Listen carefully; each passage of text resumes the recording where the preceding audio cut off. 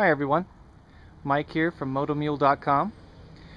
Done plenty of videos on the trailers, figured it's about time to do one on the hitch carrier unit. As you can see, this particular one is not the standard color of red and black. This one is about ready to get put in a box, shipped up to Hillsboro, Oregon to a owner that has a Husaberg motorcycle like myself. So obviously they can be done in different colors. There just is an additional charge for colors other than red and black. One thing I want to point out on the carrier itself is that you'll notice there are two holes for your hitch pin that you can select from. If it's possible to use this hole, that would be your first choice. Some vehicles, however, the bumper or other obstruction may prevent this from sliding in far enough to get access to this hole. In those cases, then you've got an additional hole you can use, so you just pull the whole unit out a little further and use this second hole. But again, first choice, second choice.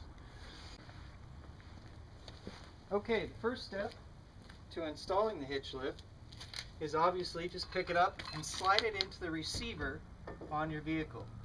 And again, try to utilize the hole closest in if at all possible.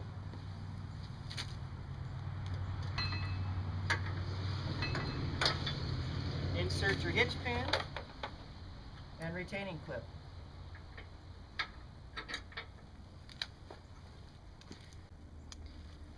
One feature you'll notice is that I've welded a wing handle to the release valve for the jack. So when you loosen this release valve, you can then push the platform down. And then you can retighten the valve, pull out the handle, and you can jack the platform back up again.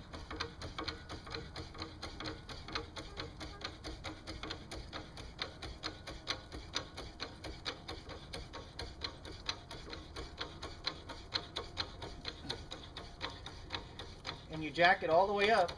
You'll see there's a pin here that acts as a stop. You jack it up until the arm hits that pin, reinsert your handle, and that pin lines up these holes on the sides for the safety bolts. When you're hauling anything, you want to make sure to put these safety bolts, there's one on each side, so that the weight of your bike up here is not on the jack itself, it's being supported by these pins. Holds everything securely and safely. To lower it back down, you'd pull out both of these, one from this side, one from the other side. Again, loosen the valve on the jack, and you can push the platform down. Okay, loading your bike onto the lift is really quite simple. You just drive the bike over the lift, slide it into place to where the foot pegs line up over the mounting pleats. Kind of hold it in position, grab the handle, and start jacking it up.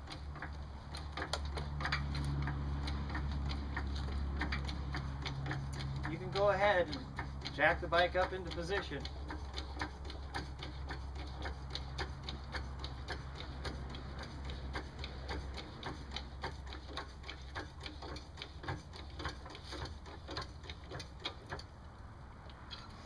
And then insert both of the safety bolts.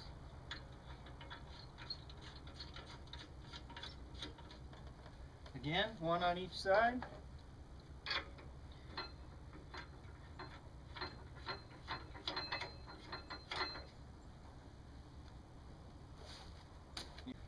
Securing the bike into the position on the rack is pretty simple. You've got a carriage head bolt, a UHMW washer, and a wing nut. You insert the carriage bolt from underneath through the foot peg, put the UHMW washer in place, and spin the wing nut into place.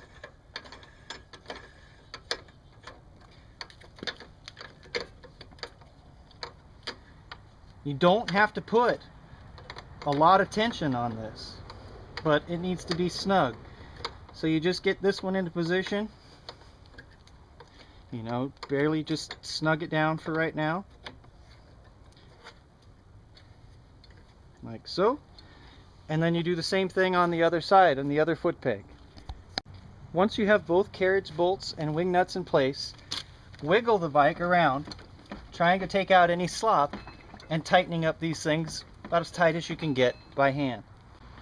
Securing the front of the motorcycle varies on what brand and style you've got. For this particular model, what I like to do is just run a strap over the front radiator mounts in the front of the frame here.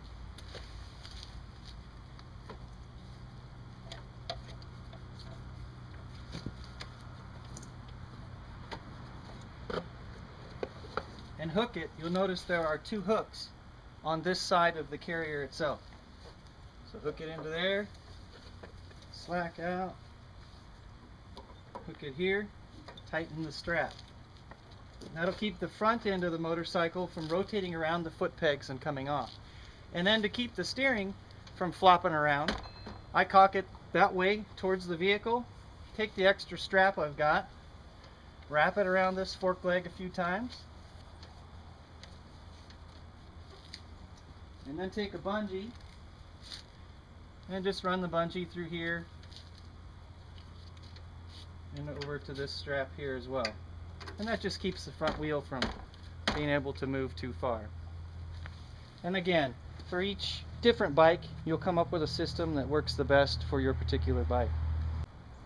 I also want to point out that the 2-inch square tube that is an integral part of the hitch carrier itself has slop where it fits into your receiver on your vehicle, and that slop allows the motorcycle to sway from side to side like this, you know, and so that when you get the thing mounted up there and the first time you go around a corner, you'll see in your rearview mirror the bike leaning one way and you might panic, and it just only leans as far as the slop will allow it in the receiver hitch. They do make devices that you can mount on there to eliminate that slop, and you know, so you won't have as much movement on the motorcycle. I'll try to locate those things and get them available on the website as well. One other thing I want to point out is that after you've driven down the road for a few miles, stop and check the tension on the wing nuts on each foot peg. They can loosen up, especially after jolting around and moving in a few corners and things. It's a good idea to check the tension on those and keep them tight. And on a really long trip, you know, check it every few hundred miles or 1,000 miles or whatever.